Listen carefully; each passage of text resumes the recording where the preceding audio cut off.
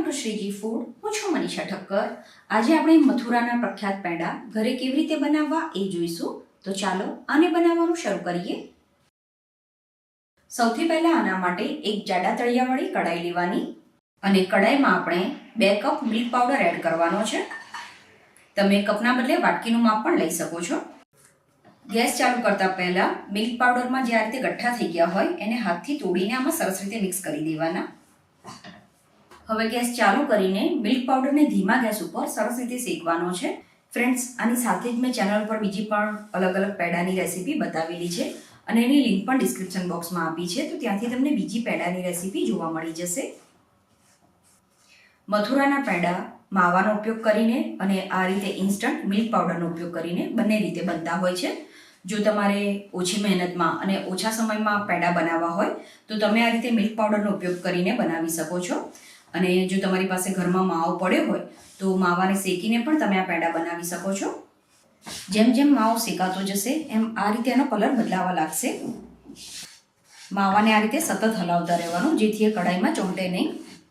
Friends, તમને જો મારી આજની રેસીપી પસંદ આવે તો રેસીપીને લાઈક કરી આવી જ નવી નવી રેસીપી જોવા માટે ચેનલને સબસ્ક્રાઈબ કરવાનું ના ભૂલતા. પેંડાનો જે સરસ બ્રાઉન કલર હોય એ આ રીતે મિલ્ક પાવડરને સરસ રીતે શેકવાથી જ આવશે. આમાં કોઈ પણ આર્ટિફિશિયલ કલરનો ઉપયોગ નથી કરવાનો.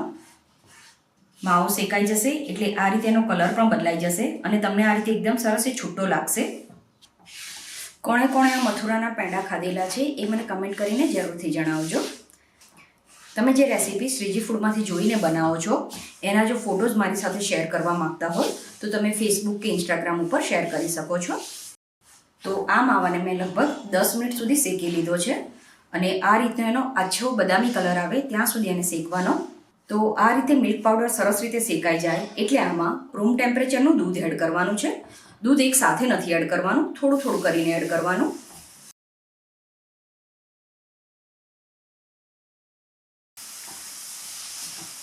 તો અત્યારે મેં આટલા માપમાં 1/4 કપ દૂધ યુઝ કર્યું છે.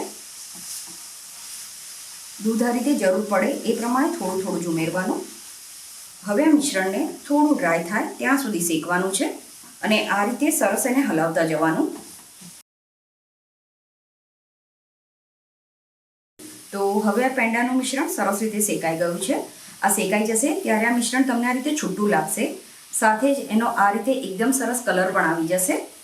તો ગેસ બંધ કરીને આ મિશ્રણને એક થાળીમાં કાઢીને રૂમ ટેમ્પરેચર પર આવે ત્યાં સુધી ઠંડુ થવા દેવાનું. લગભગ 20 મિનિટ પછી આ મિશ્રણને તમારે અડીને ચેક કરી લેવાનું. આ મિશ્રણ પૂરેપૂરું ઠંડુ થાય પછી જ આગળની પ્રોસેસ કરવાની છે. તો પહેલાં તો આપણે આને હાથથી એકવાર મસળી લેવાનું. આ પેંડા ખૂબ જ સરસ લાગતા હોય છે. તો તમે જો ક્યારે આ મથુરાના પેંડા નથી ખાધા તો એકવાર ઓછી સામગ્રીથી પણ આ પેંડા એકવાર જરૂર ટ્રાય કરજો, તમને ચોક્કસ પસંદ આવશે. પછી આમાં આપણે ફ્લેવર માટે થોડો ઇલાયચી જાયફળનો પાવડર એડ કરવાનો છે. ઇલાયચીની ક્વોન્ટિટી વધારે રાખવાની અને જાયફળ થોડુંક જ લેવાનું. એ રીતે બંને વસ્તુને વાટી લેવાની. હવે આમાં ગળ પણ એડ કરવાનું છે. તો અહીંયા જે માર્કેટમાં તૈયાર બુરુ ખાંડ મળે એ ઉપયોગમાં લેવાની છે. તો અત્યારે હું આમાં 5 ચમચી બુરુ ખાંડ એડ કરું છું. અને અહીંયા જે ઘરમાં આપણે ખાંડ વાપરીએ એને દળીને યુઝ કરવાના બદલે આ રીતે જો બુરુ ખાંડ ઉપયોગમાં લેશો તો એ પેંડાનો ટેસ્ટ અને ટેક્સચર સેમ મથુરાના પેંડા જેવું આવશે. હવે આને થોડું ભાર દઈને મિક્સ કરવાનું.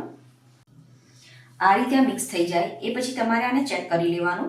તમને જો ગળપણ ઓછું લાગતું હોય તો બીજી તમે થોડી આમાં બુરુ ખાંડ એડ કરી શકો છો. મેં બીજી અડધી ચમચી જેટલી બુરુ ખાંડ આમાં એડ કરી છે. અને આ સમયે જ આપણે આમાં બાઇન્ડિંગ માટે 1 ચમચી ઘી પણ એડ કરી દેવાનું. અહીંયા તમારે ગરમ કરેલું ઘી નથી લેવાનું, આ રીતે થીજેલું ઘી જ એડ કરી દેવાનું છે. હવે બધી વસ્તુને સરસ રીતે મિક્સ કરવાની. જે રીતે આપણે લોટ બાંધતા હોઈએ એ રીતે જ એને થોડું ભાર દઈને મિક્સ કરવાનું. તમે જોઈ શકો છો આપણે આમાં કોઈ પણ કલરનો ઉપયોગ નથી કર્યો, છતાં પણ એકદમ સરસ આનો આ રીતે બ્રાઉન કલર આવી ગયો છે. તો તમે જો મિલ્ક પાવડર કે માવો જે પણ યુઝ કર્યું હોય એને સરસ રીતે શેકશો તો તમારા પણ પેંડાનો કલર એકદમ સરસ આવો આવશે. તો થોડું મિશ્રણ લેવાનું અને આને ભાર દઈને આ રીતે દબાવી દેવાનું છે. તો મથુરાના જે પેંડા હોય એનો કોઈ પર્ટિક્યુલર શેપ નથી હોતો. તમારે આને પર્ટિક્યુલર રાઉન્ડ શેપમાં બનાવવા હોય તો પણ બનાવી શકો છો. આ પેંડા ખૂબ જ ઓછી મહેનતમાં અને ઓછા સમયમાં બનીને તૈયાર થઈ જાય છે. તો આ રીતે બધા પેંડા વાળી દેવાના છે. બધા પેંડા બનાવી દઈએ. પછી તમારે પેંડાને આ રીતે રાખવા હોય તો પણ રાખી શકાય, પણ મથુરાના જે પેંડા હોય છે એના ઉપર થોડું ખાંડનું કોટિંગ કરેલું હોય છે. તો જે આપણે બુરું ખાંડ પહેલાં યુઝ કરી એ જ આના ઉપર સ્પ્રિંકલ કરી દેવાની. તમારે જો વધારે ગળપણવાળા પેંડા જોઈતા હોય તો એક વાટકીમાં બુરું ખાંડ લેવાની અને એમાં તમારે પેંડાને ડીપ કરીને બુરું ખાંડનું એના ઉપર કોટિંગ કરી દેવાનું. પેંડાને બનાવીને 3 થી 4 કલાક સેટ થવા દેવાના અને પછી તમે એને યુઝ કરી શકો છો. 3 થી 4 કલાક પછી તમે જોશો તો પેંડા એકદમ સરસ રીતે સેટ થઈ ગયા હશે. આ રીતે તમને એના ટેક્સચર પરથી જ ખ્યાલ આવી જશે કે તમારા બનાવેલા પેંડા એકદમ પરફેક્ટ બન્યા છે.